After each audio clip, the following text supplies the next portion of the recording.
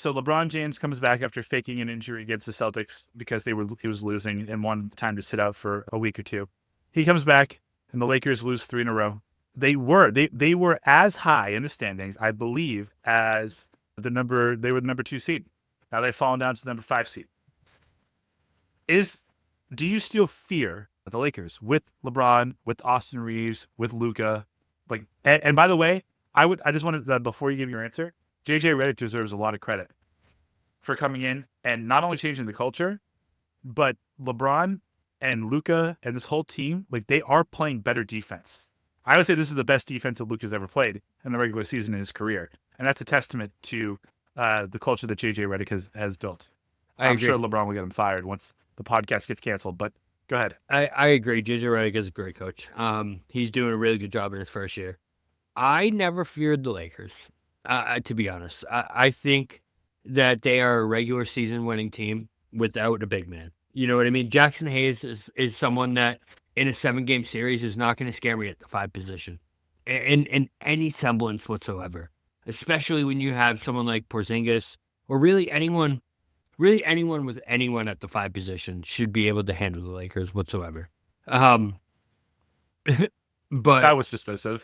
It's true though. I mean, they just do not have a guy. I mean, Jackson Hayes is good at the lob. He fits in well with Luka, but when it comes down to it, he's not going to be the guy that's going to be, diving on the floor for rebounds as a 5. The only thing that scares me is that Luka LeBron combo because we haven't seen it in the playoffs yet, and we don't know what kind of ceiling that really has.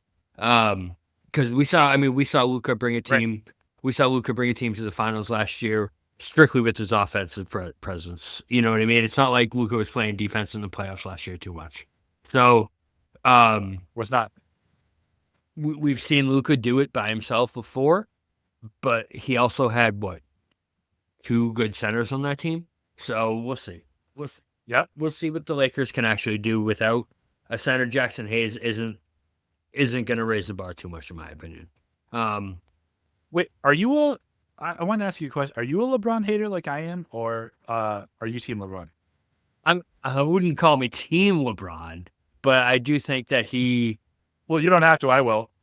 I'm not a LeBron hater though. I'm not in the same camp as you in DK. I do think that LeBron is a baller and that he is. I wouldn't call him the GOAT, but him and MJ definitely have a conversation together to be had. Bobby, you had to do that. You just had. Okay.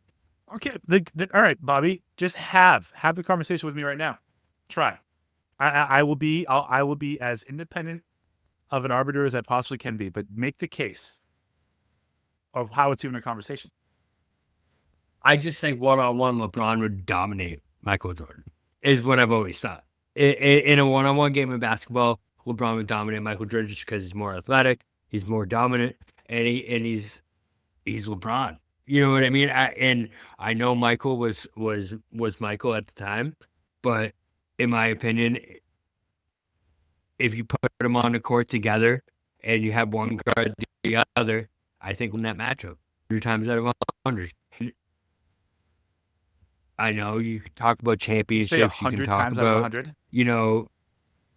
yeah, I think LeBron wins it one-on-one 100 times out of 100. I do. I think he dominates LeBron. Michael Jordan one-on-one.